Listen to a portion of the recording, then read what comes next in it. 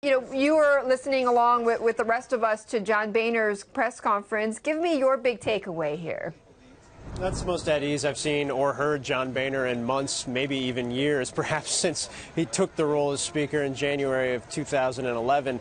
If you could write the script for the perfect John Boehner resignation press conference, for those of us that have covered him for a number of years, who've dealt with him, have sparred back and forth with him, that would be pretty much it. And also the perfect John Boehner resignation. Guys, how this usually works is the lawmaker calls multiple people, flags it for a lot of people, warns a lot of people, and then there's a big production when it actually occurs.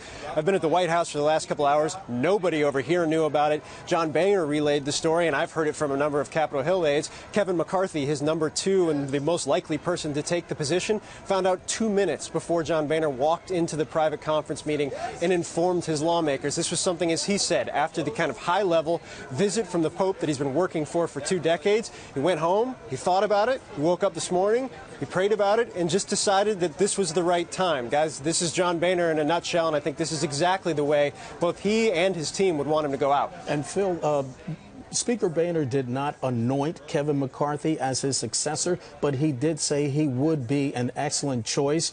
Is Representative McCarthy at this point the likely successor to Speaker Boehner? In talking with both aides and lawmakers since John Boehner made this announcement, yes, I think Kevin McCarthy has the ability to kind of get people around him for a speakership run more than anybody else does. The big question is, one, who will conservatives try and put up against him for a race? There's an expectation that would happen. But even more so, who will try and take Kevin McCarthy's place? There's the expectation, I think, among some lawmakers I've been talking to this morning, that that will be the position that kind of the far right wing will shoot for here. And guys, why this is so important, Kevin McCarthy, not one that has great relationships with the White House, but is one that recruited a lot of these members that have been so problematic for John Boehner up to this point. But one thing you need to keep in mind, and this is something Nancy Pelosi pointed out to earlier today, while John Boehner is leaving and people feel good right now, there's still a government to run. Take a listen. With all due respect for the Speaker and his announcement, we still have to stop their actions in shutting down government.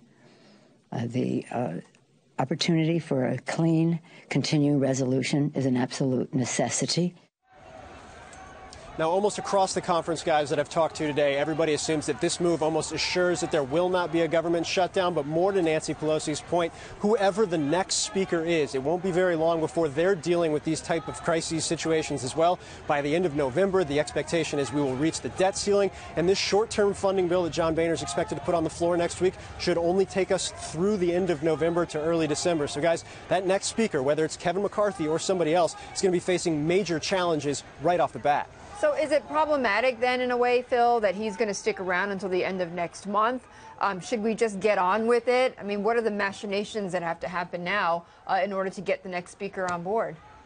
Well, leadership elections are a process, and I think this month gives them a transition time. Obviously, lawmakers are going to want to run races for these positions. That takes time. It takes time to campaign internally. I think what John Boehner is trying to do is add some continuity to this process. One, first and foremost, he takes the need to be the guy who negotiates with Democrats to fund the government without defunding Planned Parenthood off the table of the next speaker. He'll take all those bullets. He'll take all those arrows next week when that clean funding resolution almost certainly passes. That leaves somewhat of a clean slate for whoever the next leadership team is. But guys, I think what needs to be kept in mind here is this isn't an anointment process. Kevin McCarthy's not going to step up the day after John Boehner leaves and becomes speaker. There will be campaigns here. There will be races here. And what John Boehner is doing right now is basically kind of serving as the bridge to that point.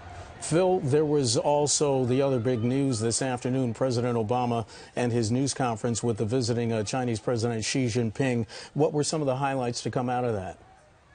Well, Betty and I talked about this before the press conference. The big focus, while the big takeaway, the big deliverable the White House is pointing to is the climate agreement with China, China agreeing to implement a national cap-and-trade system by 2017. The big issue underlying everything that's been going on here has been cyber. And so both Chinese officials, President Xi Jinping and President Obama today, saying they reached some type of understanding that neither government would knowingly ever commit cyber espionage. There'd be a high-level dialogue between the two governments about what they're seeing speaking in the cyber arena if there's perception of attacks or they see attacks to talk about that.